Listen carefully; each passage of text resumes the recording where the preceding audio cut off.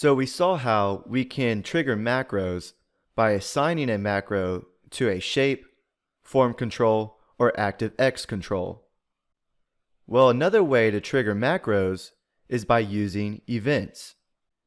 And before we dive into different types of events, let me explain what an event is.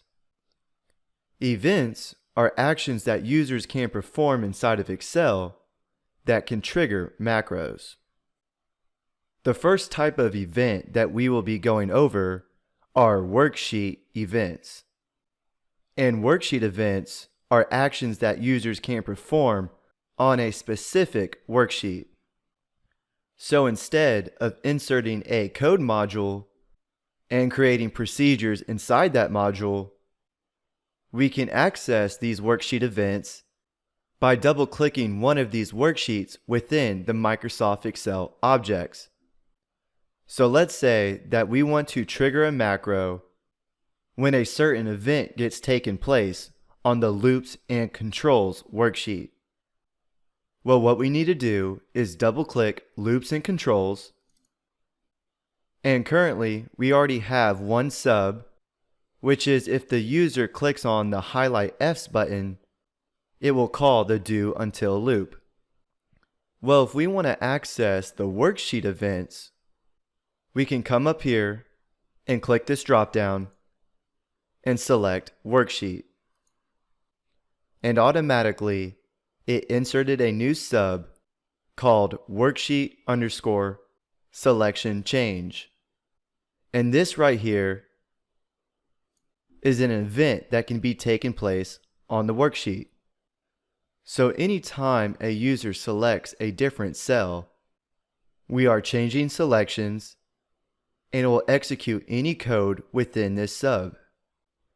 To change the worksheet event that triggers the macro, what we need to do is come up here to the second drop-down, and here we have a list of all the worksheet events.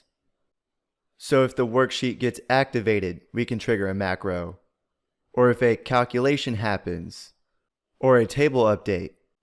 So we have a lot of options to trigger a macro.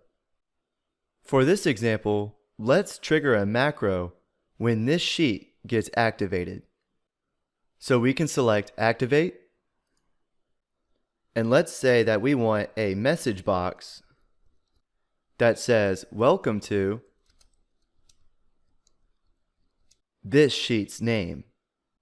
So we can type in the ampersand sign, and to get the sheet name of the active sheet, we can type in ActiveSheet.name. And that's it. So let's click a different sheet. And once we select the loops and controls sheet, we get our message box saying, "Welcome to loops and controls." So those are worksheet events. And like we just saw, we have many options to trigger a macro when an action gets taken place on this specific worksheet. And each one of these worksheets has their own worksheet events associated to them.